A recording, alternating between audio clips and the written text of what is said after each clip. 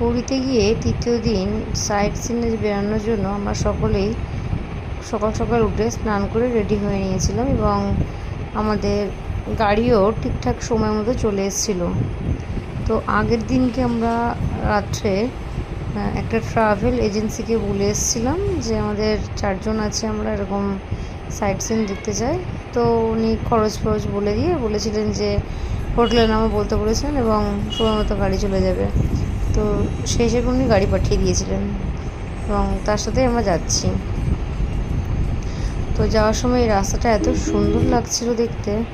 তো সুন্দর সুন্দর জায়গা দেখতে দেখতে আমরা পৌঁছে গিয়েছিলাম প্রথম স্পটে আমাদের। এবং যেহেতু সকালে সেরকম কিছু খাইনি, তো ওখানে গিয়ে প্রথমেই কিছু খেয়ে নিলাম, যেহেতু অনেক সকালেই বেরিয়েছিলাম। তো এটা হচ্ছে কোণারকের সূর্য মন্দির।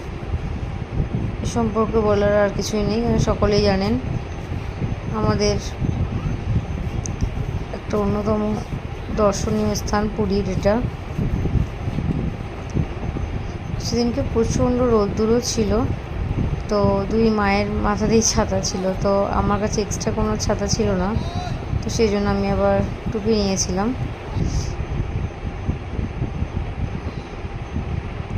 এটা এত বড় যে মানে প্রায় 1.5 ঘন্টা সময় আমরা এখানেই কাটিয়ে ফেলেছিলাম। ওখান থেকে আসতেও ইচ্ছা করছিল না, বেশ অন্যরকম একটা লাগছিল, খুব সুন্দর ছিল।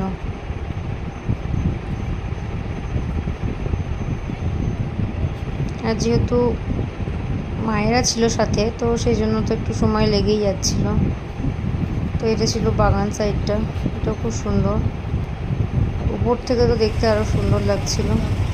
তো এগুলো দেখে নিয়ে আমরা আরও ছোটোখাটো কিছু সাইট সিন দেখেছিলাম এবং তারপর লাঞ্চ করে নিয়ে আমরা চলে গিয়েছিলাম চিড়িয়াখানাতে।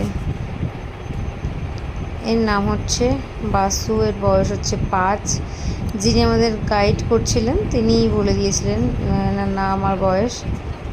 তো তারপর একে একে চিতাবাঘ দেখলাম, ময়ূর দেখলাম, শঙ্খচিল দেখলাম, সমস্ত কিছু দেখলাম। তো আমরা লাঞ্চ যখন করছিলাম তখন প্রচণ্ড জোরে বৃষ্টি এসেছিলো, ভেবেছিলাম তো আর কোনো জায়গা দেখতেই হয়তো পারবো না, এবং আরও অনেক স্পট ছিল যেগুলো মিস হয়ে গেছে আমাদের বৃষ্টির কারণে। তো লাস্টে এটাও প্রায় বন্ধ করে দেবে এরকম সময় এসে পৌঁছাই আমরা চিড়িয়াখানাতে।